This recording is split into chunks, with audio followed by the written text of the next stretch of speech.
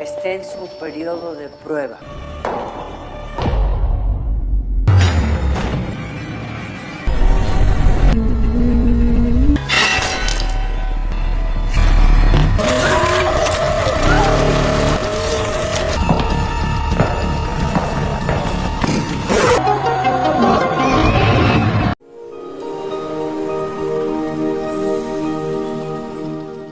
Berlatarkan pada kota Meksiko tahun 1979, diperlihatkan dengan seorang wanita yang bernama Rebecca, yang saat ini dirinya akan melamar kerja sebagai perawat di sebuah rumah sakit di kotanya.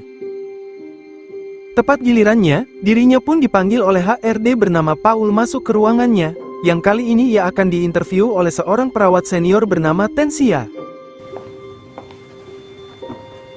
Ia pun langsung memeriksa CV milik Rebecca, yang kebetulan sangat sesuai dengan kualifikasi perawat yang dibutuhkan. Namun tampaknya, Rebecca sendiri hanya menanggapinya dengan murung, seolah-olah ada sesuatu buruk yang membuat dirinya trauma pada hidupnya. La última candidata y... Y de entonces, Muchas gracias. está en su periodo de prueba. Kini Rebecca telah diterima pada pekerjaannya perawat shift malam, lalu Tensia pun langsung menjelaskan semua job desk yang akan Rebecca lakukan ke depannya, dan juga berkenalan dengan beberapa dokter di sana, salah satunya dokter yang bernama Tony. Bienvenida. Tensia juga menjelaskan silsilah pegawai dari rumah sakit ini yang sudah cukup tua dari masa ke masa, yang sebagian dari mereka memang telah tiada. Historia. Setelah pengenalannya selesai, Rebecca pun langsung masuk ke ruangan pegawai, untuk menata semua barang-barangnya di lemarinya, dan di dalamnya sudah disediakan name tag dan seragam yang bisa langsung ia gunakan. Rebecca pun sejenak menyetrika seragamnya, yang di sana juga terdapat rekan kerjanya yang bernama Paula dan Luciana, yang nanti juga akan kerja bersamanya pada shift malam hari ini. Tetapi Rebecca masih belum terbiasa menghadapi perilaku mereka yang sedikit arogan, sehingga ia tak terlalu peduli dengan keberadaan mereka berdua. Karena ini hari pertama Rebecca bekerja, Paula pun memberikan aturan pada rumah sakit ini, salah satunya jangan pernah tertidur. ¿Qué pasa aquí, Tensia pun memberikan kunci ruangan ICU pada Rebecca, sebagai tempat dirinya akan bertugas di sana seterusnya, yang tampaknya Luciana dan Paula sedikit terkejut, seolah-olah ada yang mereka sembunyikan. Hari menjelang malam, kini Rebecca mulai menjalankan shiftnya di sini, dan tak lupa membaca doa pada hari pertamanya bekerja. Ia pun mulai melakukan tugasnya melayani semua pasien di rumah sakit dengan baik, mengingat ia dulunya juga memiliki pengalaman sebagai perawat, meskipun sempat vakum selama 4 tahun, hanya untuk fokus merawat ayahnya yang sedang sakit, yang akhirnya dia harus tiada. Hingga suatu ketika, di saat dirinya masih sibuk melayani pasien lain, tiba-tiba dirinya terdengar suara irama nyanyian seseorang dari suatu tempat. Suara misterius itu makin lama makin jelas, tetapi saat diperiksa, tak ada satupun seseorang di sana, dan memang kondisinya saat ini sangat sepi.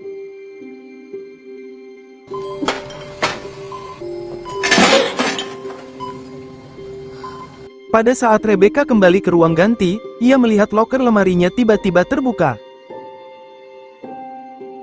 Dan kemudian, muncul seseorang dari balik kaca ventilasi itu, yang hanya berdiri terdiam.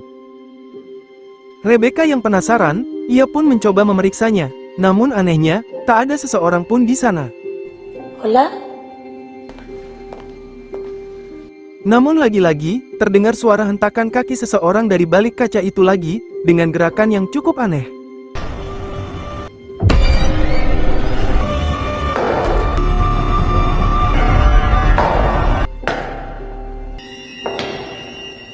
Kejanggalan itu pun mulai terjadi, di saat Rebecca memeriksa satu pasien yang awalnya kondisinya buruk, dan kini dia merasakan kondisinya yang baik, setelah satu perawat berjubah hitam menyuntikkan dirinya obat anti nyeri sebelumnya. Tentu hal itu membuatnya sangat bingung, yang padahal sebelumnya ia tak melihat siapapun masuk ke kamar ini. Luciana yang mengetahuinya pun menuduh Rebecca sembarangan menyuntikkan itu, meskipun Rebecca sama sekali tak melakukannya. Luciana pun memberikan peringatan pada Rebecca untuk tak lengah dengan shift malamnya ini, karena mereka semua sedang dipantau oleh sesuatu di sekitarnya, namun Luciana tak mengaku siapa yang memantaunya. Sobre todo no te duermas. Lagi-lagi Rebecca yang akan kembali, mendengar suara hentakan kaki itu lagi, dan kali ini sesosok itu mulai menunjukkan bayangannya itu.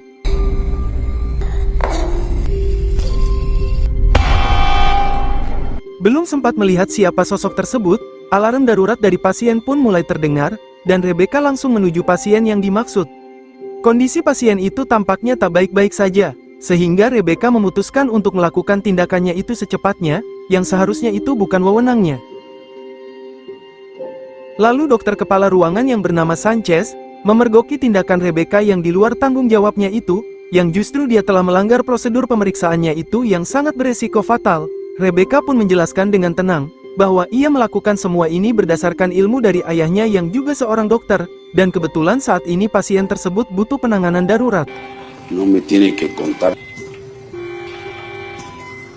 Karena tindakan Rebecca yang cukup heroik, kali ini Sanchez memaafkannya, dan alangkah baiknya ke depannya Rebecca meminta izin terlebih dahulu pada dokter sebelum melakukan ini.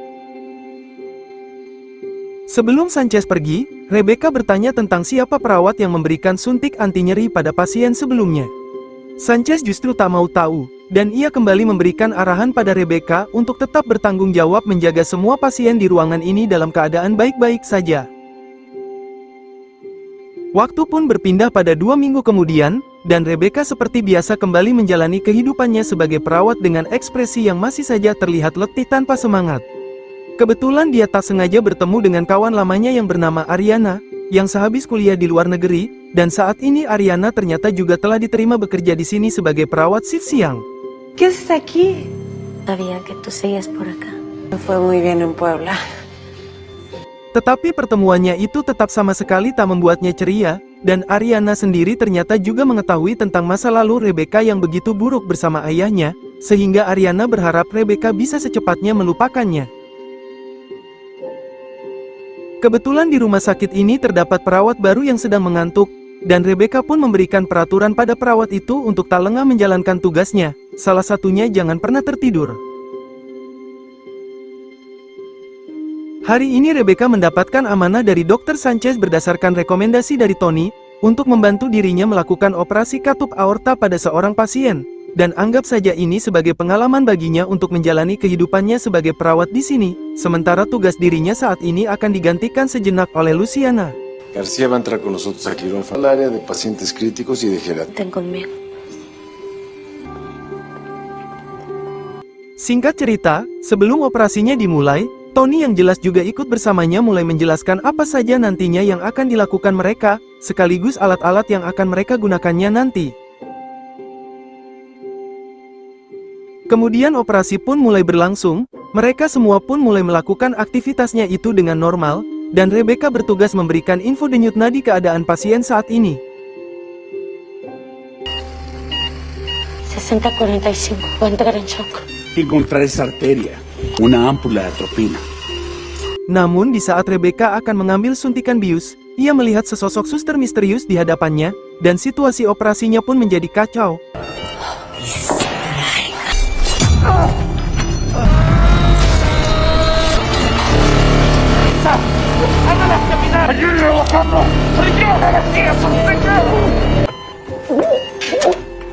Untungnya Sanchez dan timnya berhasil mengatasinya dengan baik, sehingga nyawa pasien itu masih bisa terselamatkan.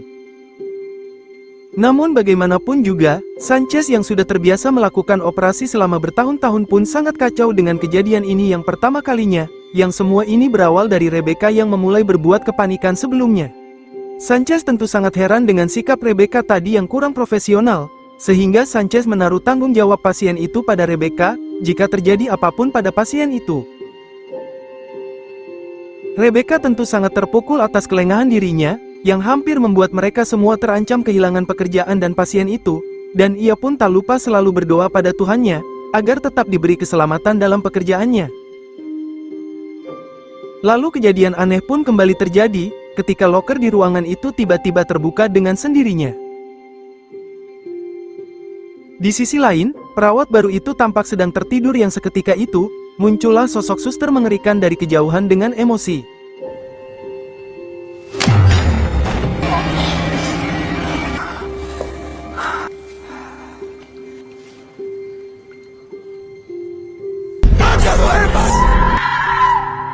Beralih pada Rebecca, yang akan kembali menjalani aktivitasnya, lalu Tony datang menghampirinya, untuk kembali membahas tentang kejadian kemarin, yang dirinya meminta maaf telah melibatkannya pada operasi tersebut. Tienes razón, doctor. Vamos a coincidir en un turno.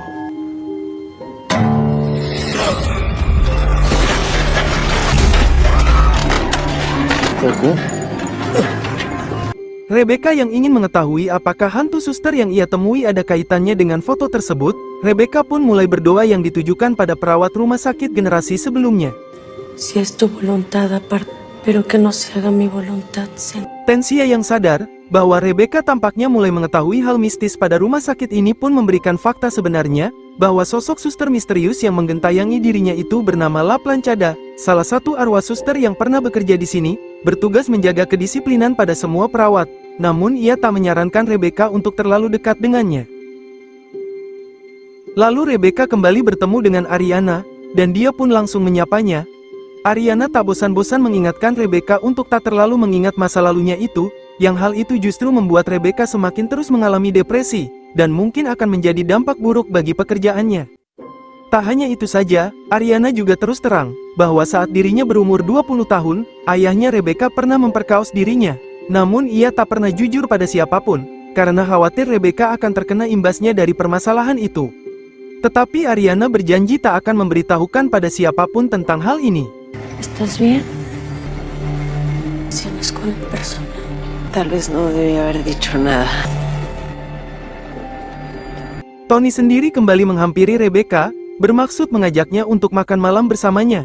Namun Rebecca langsung menolaknya, karena ia tak mau menjalin hubungan sesama pegawai.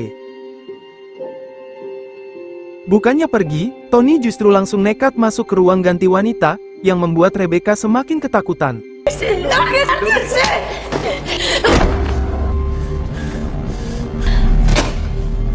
Kejadian ini membuat Rebecca pun makin stres, dengan kehidupan suram yang ia alami selama ini. Lagi-lagi, semua loker di sana tiba-tiba kembali terbuka, sebagai pertanda La Planchada mulai muncul untuk memberinya peringatan, agar tetap tak terbawa emosi pada siapapun di sini. Sebagai hukumannya, Rebecca pun mulai melukai pahanya. Señor, todo.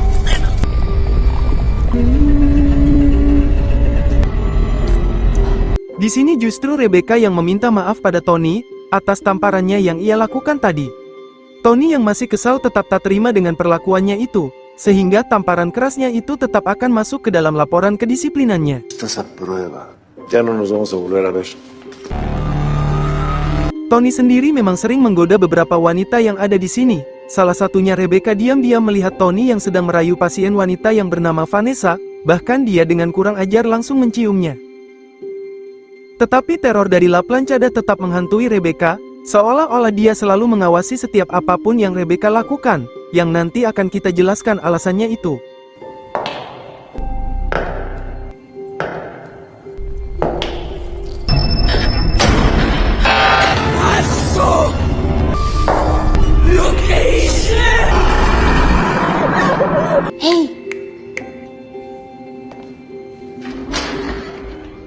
Di suatu ketika, Rebecca melihat meja troli yang berisi pisau berjalan dengan sendirinya.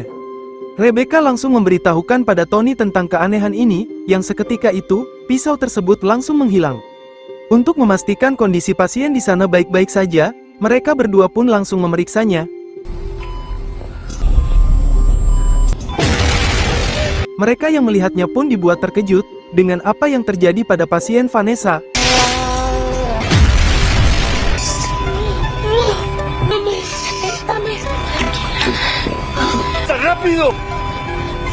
Atas kejadian itu, kepolisian pun langsung mengevakuasi jasad Vanessa, yang saat ini kasus ini masih dalam penyelidikan, sehingga para pegawai di sini tidak boleh menggunakan ruangan ICU terlebih dahulu. Atas kejadian ini, Sanchez pun mengaitkan hal ini dengan Rebecca, yang baginya Rebecca adalah pembawa sial, karena semenjak dia datang ke sini, selalu terdapat kejadian aneh yang mulai muncul. El pancito.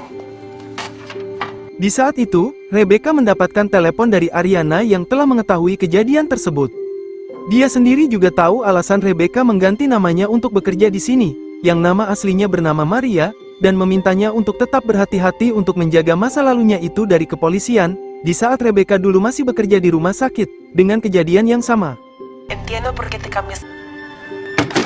análisis de sangre que pidieron los La enfermera García estaba en la puerta de la unidad.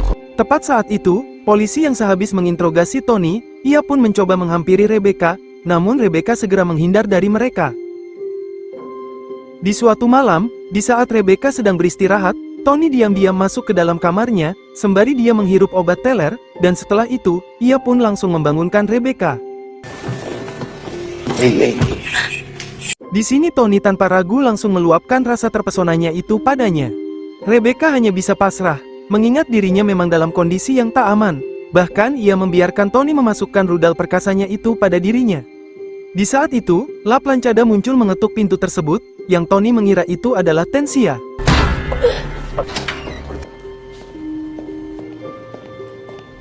Lagi-lagi, semua loker itu kembali terbuka, sebagai pertanda jika La Planchada kembali muncul memberikan ancaman padanya.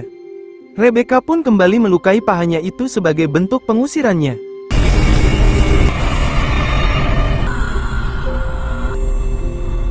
Di tempat La Planchada itu muncul, ia melihat sebuah jalan masuk yang terbuat dari kulit, dan tanpa ragu, Rebecca langsung masuk ke dalamnya, yang membuat seluruh tubuhnya penuh dengan darah.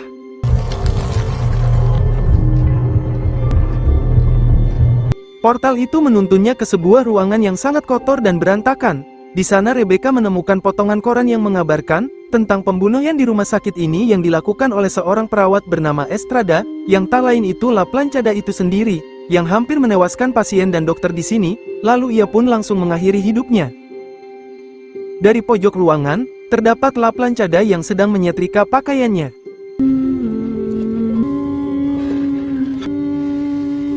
Rebecca pun bertanya padanya, mengapa Estrada masih saja terus bergentayangan di sini.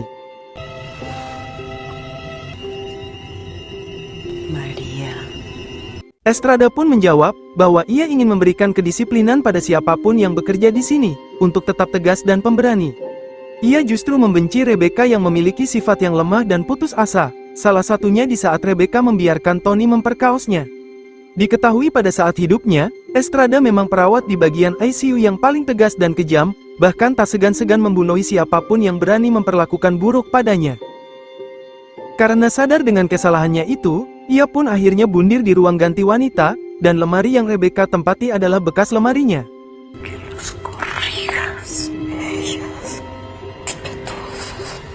Kemudian Estrada langsung menunjukkan apa yang seharusnya Rebecca lakukan dari awal, pada semua orang yang tak disiplin dan jahat padanya.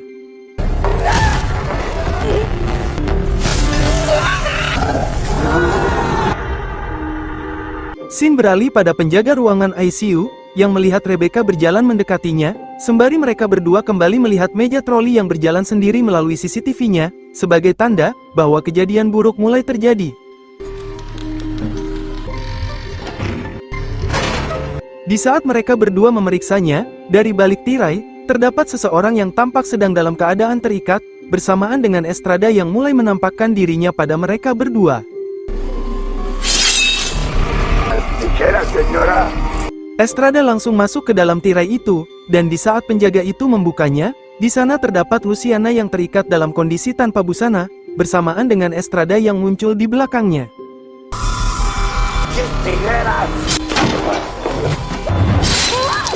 Mereka berdua tentu sangat terkejut, tetapi teror itu tak berhenti begitu saja.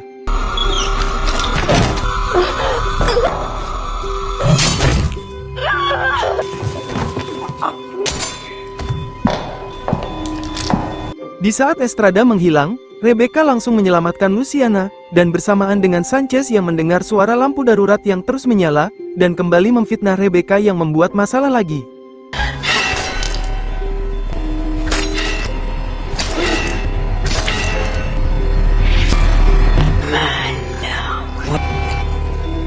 Rebecca pun bergegas menelpon bantuan, tetapi Estrada muncul dan langsung memotong kabel telepon tersebut. Di saat itu juga, Paul datang menghampiri lampu darurat yang terus menyala, dan Rebecca yang melihatnya pun langsung mencegahnya.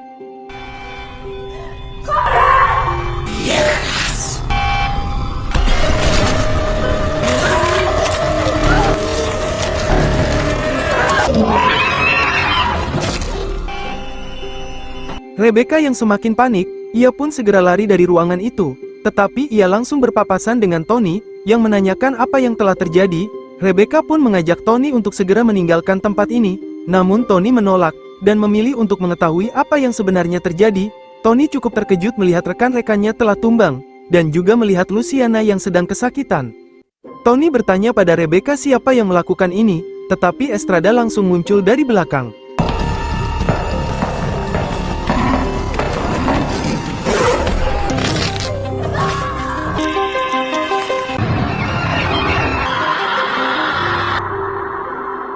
Singkat cerita, para kepolisian pun tiba di lokasi, mengevakuasi seluruh jasad di sana, dan Rebecca mengatakan terus terang, jika hantu Estrada yang melakukan semua ini.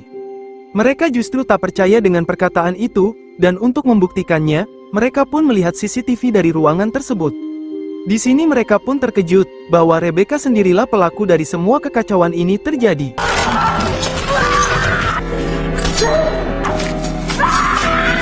Dan terungkaplah sebuah fakta, bahwa Rebecca adalah pelaku yang membunuh ayahnya sendiri karena dirinya diperkaos, hingga ia pun menjadi buronan selama 4 tahun.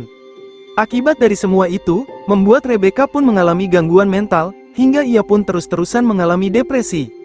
Karena depresinya itulah, membuat dirinya kadang mengalami halusinasi, hingga Estrada pun mulai tertarik untuk menerornya terus-menerus, dan tanpa dirinya sadari, ia sendirilah yang sengaja berbuat kekacauan di bawah rasukan dari Estrada, seperti ia menyuntikkan bius di wajah Vanessa sebelumnya, agar Vanessa bisa melukai wajahnya tanpa rasa sakit. Jadi itulah penyebab dari Rebecca sendiri yang sering depresi hingga mengalami gangguan mental, sekaligus mengganti nama asli Maria menjadi Rebecca, agar kejahatannya itu tak diketahui oleh siapapun. Terima kasih sudah menonton alur cerita film ini yang berjudul Night Shift. Tulis komentarmu tentang video ini. Jika suka dengan video ini, klik like, share, dan subscribe untuk mendapatkan notifikasi video terbaru selanjutnya, dan semoga kalian semua diberi kesehatan dan dilancarkan rezekinya selalu.